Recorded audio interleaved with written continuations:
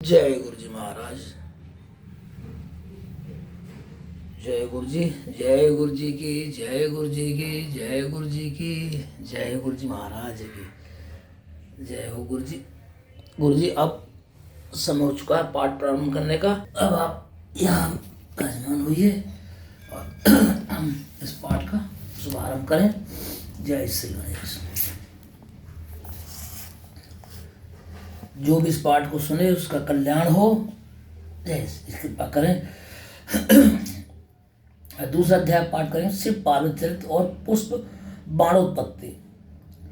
सूत जी कहते हैं नैमिषारण्य के वासियों, ब्रह्मा जी की ऐसी वाणी को सुनकर मुनि व नारद जी फिर पाप नाशनी कथा पूछने लगे।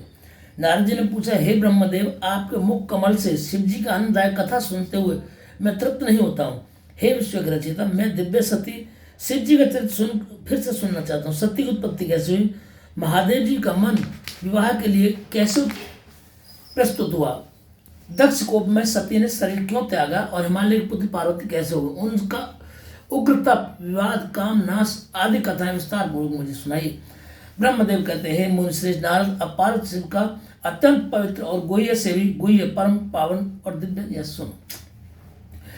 पहले शिव जी निर्गुण निर्विकल्प रूप रहित शक्ति रहित चिन्ह मात्र सत असत से परे शिव स्वरूप निर्विकारी परात्पर दिव्य रूप एक ही थे। फिर उमा के साथ सगुण और शक्तिमान प्रभु हो गए। उनके बाएं से श्री हरि विष्णु तथा दक्षिण से ब्रह्मदेव उत्पन्न हुए। तभी से सृष्टिकर्ता ब्रह्मा, पालनकर्ता विष्णु और लयकर्ता रुद्र हुए और तभी से सदाशिव के 3 रूप हो गए।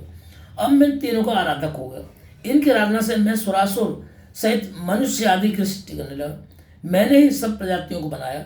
मैं सभी प्रकार से उन्नत था। फिर मैंने मरीचि, अत्रि, पुलस्त्य, अंगिरा, कृतु, वशिष्ठ, नारद, दक्ष और भृगु को उत्पन्न किया। और जब मैंने उत्पन्न कर चुका तब मुझे कुछ माया का मोह हो गया और तत्क्षण मेरे भवों के मध्य से संध्या नामक एक कन्या का जन्म हुआ, जिसको देखते मुड़ पड़ा और मेरे पुत्र दक्ष और मरीचि ने भी हृदय में सोच किया। तब मुझ ब्रह्मा के चिंतित होते ही तत्क्षण एक सुंदर और अद्भुत रूप वाला प्राणी, काले बालों से युक्त, श्याम गज के समान स्थूल काय वाला और नील सुंदर वस्त्र पहने, कांता की तरह दोनों कटाक्षों घुमाता हुआ आविर्भूत हो गया। उसकी श्वास से सुगंध निकल रही थी और परम श्रृंगारित था। तब ऐसे पुत्र को प्रकट हुआ देखकर मेरे अन्य पुत्रों ने बड़ी उत्सुकता आई और उन्होंने विकारी भाव का संचार हो गया। उनका हृदय अधीर हो गया। उसी समय तत्क्षण प्रकट हुआ उस पुत्र ने मुझको सिर झुकाकर प्रणाम किया और कहा, हे ब्रह्मदेव, मुझे क्या आज्ञा है, मुझे उसमें लगाई जिसके करने से मेरा आदर हो। ब्रह्मा जी कहते हैं, तुम सनातन सृष्टि उत्पन्न करो, मैं वासुदेव और सभी तुम्हारे वश में है। आज से तुम्हारा नाम पुष्पबाण होगा।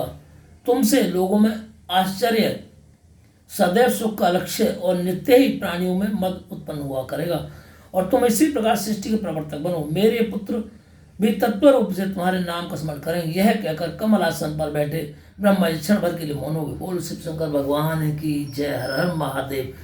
इति द्वितीय अध्याय संपन्न। इस पाठ के श्रवण करने वाले को की समस्त मनोकामनाएं पूर्ण हो, उत्तम गति प्राप्त हो, ऐसी मेरी प्रभु गुरु महाराज के श्री चरण में प्रार्थना है।